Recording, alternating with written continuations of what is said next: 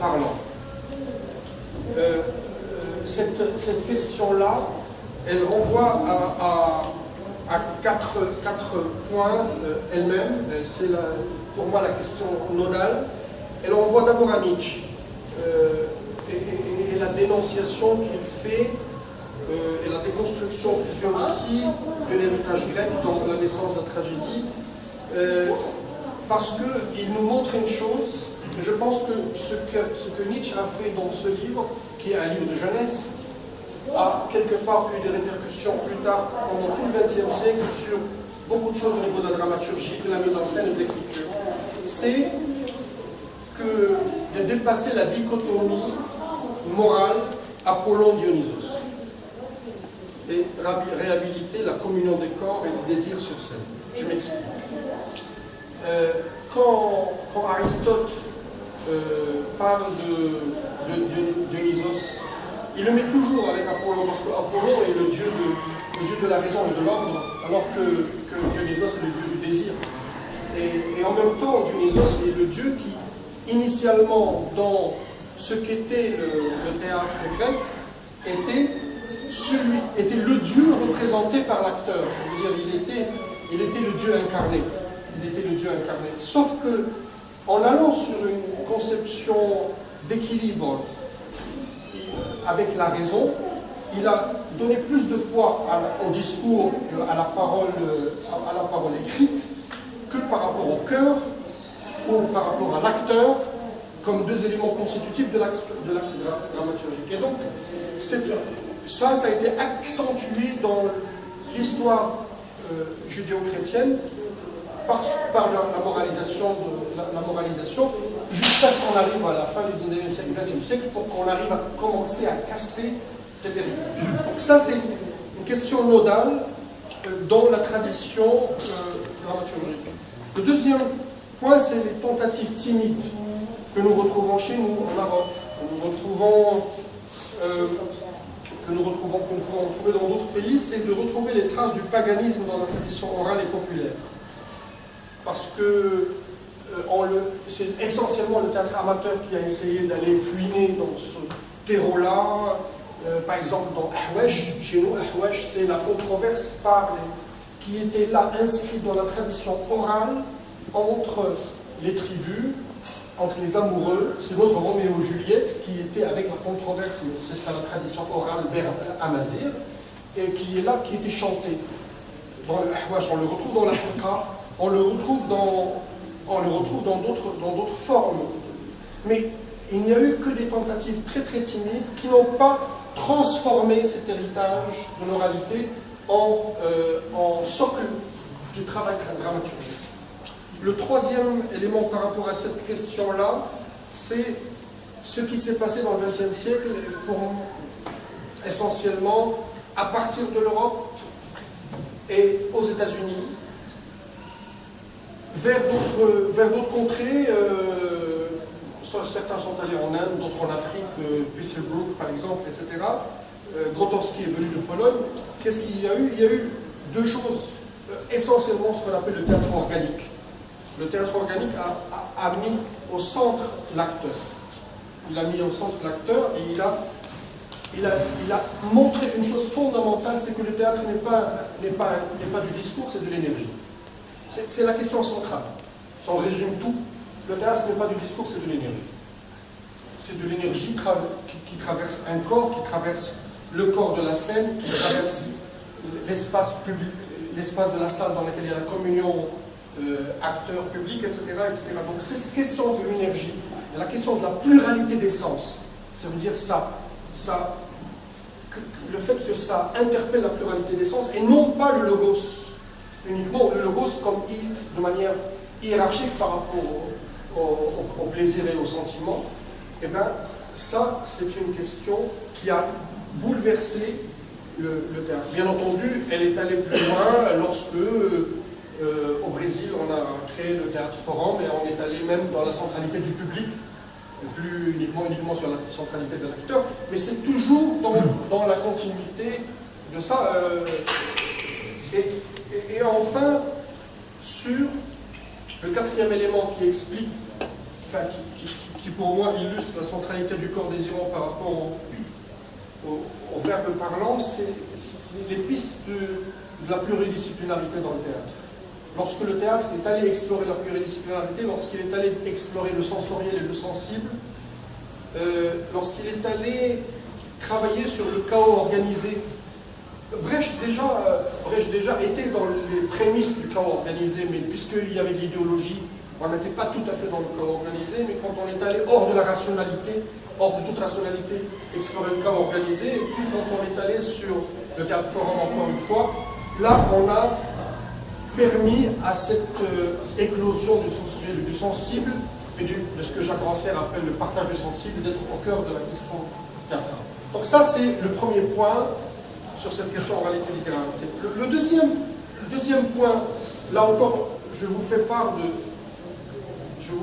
ce qui, pour moi, dans mon parcours, m'a construit, dans ma démarche, et j'assume cette subjectivité, c'est le rythme avant les lettres.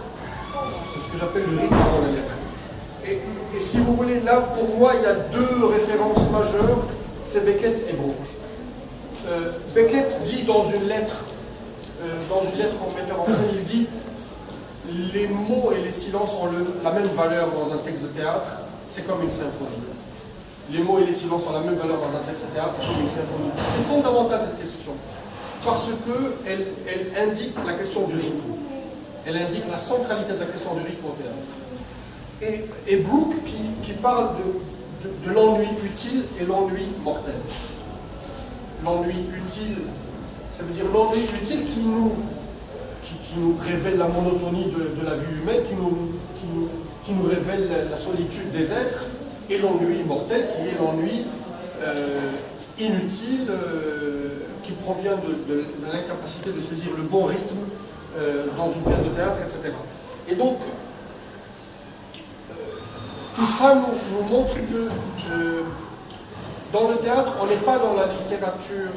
Dans le théâtre, on est d'abord dans le rythme de la scène, des corps et de la microphysique des relations humaines. J'utilise le mot microphysique, il est deleuzien. J'ai promis de ne pas être illustre, donc je vais m'abstenir. Mais c'est important de savoir que c'est quelque chose de très fragile, de presque imperceptible, cette question de la microphysique des relations humaines. Ça veut dire comment, par un mot, par un silence, par une tirade ou bien par un long soliloque, à un moment donné, j'ai créé un malaise, ou j'ai créé une envie, ou j'ai créé un désir, ou j'ai créé un effet. Et donc c'est l'effet qui devient important, et c'est le rythme qui travaille la question de l'effet. Et ce sont des choses qui n'ont aucune espèce de relation avec le rapport solitaire qu'a le lecteur avec un texte. La troisième chose fondamentale à mon sens, c'est que dans le théâtre, on n'a pas uniquement un souci de langue, on a un souci de langue, de son et de son. De sens et de son. Et sens dans le sens double. Le sens dans le sens sensible, sensoriel, et dans le sens sémantique, du sens compris. Et au théâtre, il n'y a pas de langue plus étrangère que celle du prêche. Il n'y a pas une langue étrangère. Pour moi, au théâtre, il n'y a pas de langue étrangère. La seule langue étrangère au théâtre, c'est le prêche. C'est celle du prêche. Pourquoi? Parce que le théâtre est l'enfant de la controverse. Le théâtre, il ne faut jamais l'oublier, chez les Grecs, le théâtre indique le lieu, et il dit un lieu qui est le lieu de la controverse publique au cœur de la cité. Donc, le théâtre est l'enfant de la controverse, du mélange, du métissage, et qui ne se soumet pas à la vérité transcendantale.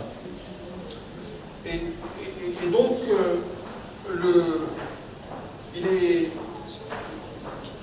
c'est de là que vient cette capacité qu'a le théâtre d'inclure en son sein une pluralité de langues, de sons, de sentiments, de faire que tout ça le traverse et l'enrichisse continuellement.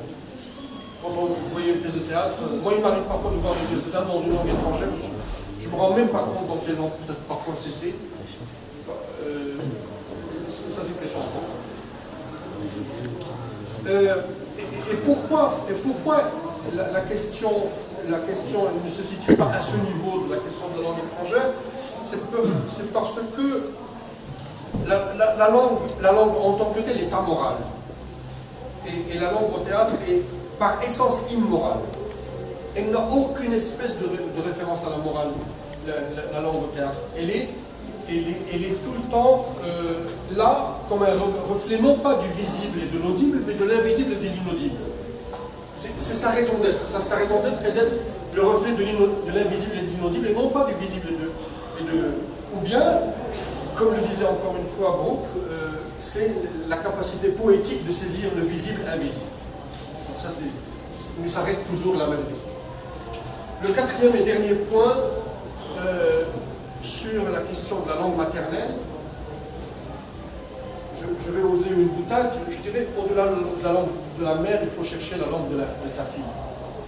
Au lieu de chercher la langue de ta mère, cherche la langue de ta fille. Je dis ça en faisant référence à trois choses. Au théâtre organique, tel qu'il est conçu par Grotowski, et qui s'installe dans le présent, dans l'instant, dans ce qui est changé là maintenant. Et donc, dans ce moment-là, la langue maternelle, elle a un sens dans l'organicité de l'acteur. L'organicité de l'acteur. La manière avec laquelle un acteur parle sa langue maternelle par son corps n'est pas la même quand il est traversé par une langue étrangère. Ça, c'est clair.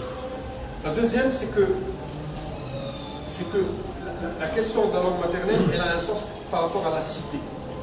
Et ça, l'exemple de Kateb Yassine est un exemple pour moi incontournable lorsqu'il décide de rentrer en Algérie, en Kabylie, et de faire ses pièces en kabyle. C'est la question de la cité. Et là, ça nous remet à la question du théâtre, lieu de controverse publique, au cœur de la cité. Et la langue maternelle, à ce moment-là, elle a un rôle politique. Elle a un rôle politique.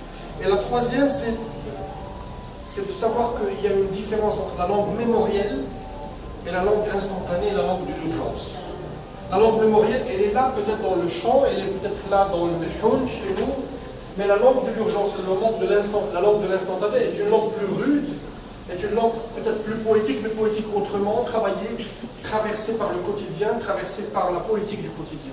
Ce qui n'est pas du tout la même chose que cette langue mémorielle. C'est pour ça que je dis chercher la langue de sa fille plutôt que la langue de sa mère, parce que je pense que ça permet un certain nombre de choses.